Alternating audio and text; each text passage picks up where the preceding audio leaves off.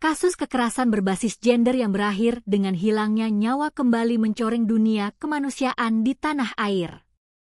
Seorang gadis muda berinisial MTA, berusia 22 tahun, ditemukan meninggal dunia dalam kondisi yang teramat mengenaskan dan tanpa busana di dalam kamar rumahnya. Siapa sangka, pelaku yang bertindak sebagai eksekutor berdarah dingin tersebut tak lain adalah kekasihnya sendiri, seorang pemuda yang tega menghabisi nyawa korban sesaat setelah mereka memadu kasih.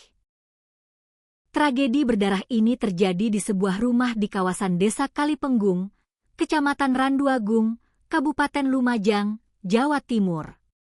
Secara geografis, lokasi ini berada di wilayah utara Lumajang yang berbatasan langsung dengan Kecamatan Klakah dan Kabupaten Probolinggo, dengan jarak tempuh sekitar 1 jam perjalanan dari pusat kota. Kasus memilukan ini menambah panjang catatan kelam Komnas Perempuan, di mana sepanjang tahun 2025 saja telah terjadi ratusan ribu kasus kekerasan terhadap perempuan yang didominasi di ranah personal. Kasat Reskrim Polres Lumajang, AKP M. Ari Nuzul Aulia, dalam konferensi pers resminya pada Minggu, 5 Juli 2026, membeberkan kronologi utuh sekaligus motif mengejutkan di balik pembunuhan sadis tersebut. Korban MTA pertama kali ditemukan tewas pada Jumat pagi, 3 Juli 2026.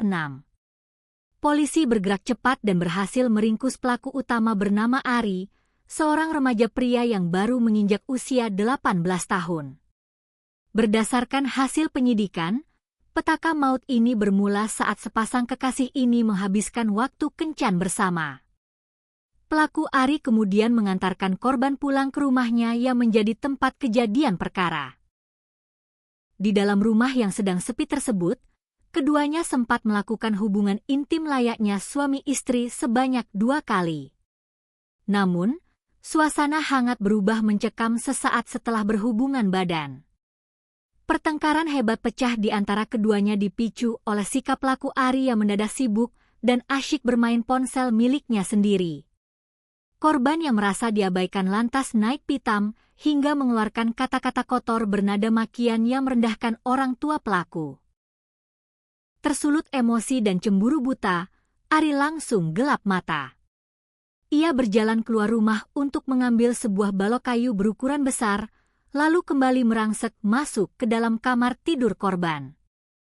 Pelaku kembali ke kamar dan langsung memukul kepala serta tubuh korban menggunakan balok kayu sebanyak 3 kali secara bertubi-tubi, jelas AKP M. Ari Nuzul Aulia mengutip keterangan resmi. Akibat hantaman keras tersebut, korban terjatuh dari atas kasur dalam kondisi bersimbah darah namun masih bernyawa dan berusaha berteriak meminta pertolongan warga. Pelaku yang panik mendengar teriakan tersebut langsung menyumpal mulut korban menggunakan kain sprei kasur. Meski dalam kondisi lemas tanpa busana, korban terus melakukan perlawanan hebat untuk menyelamatkan hidupnya.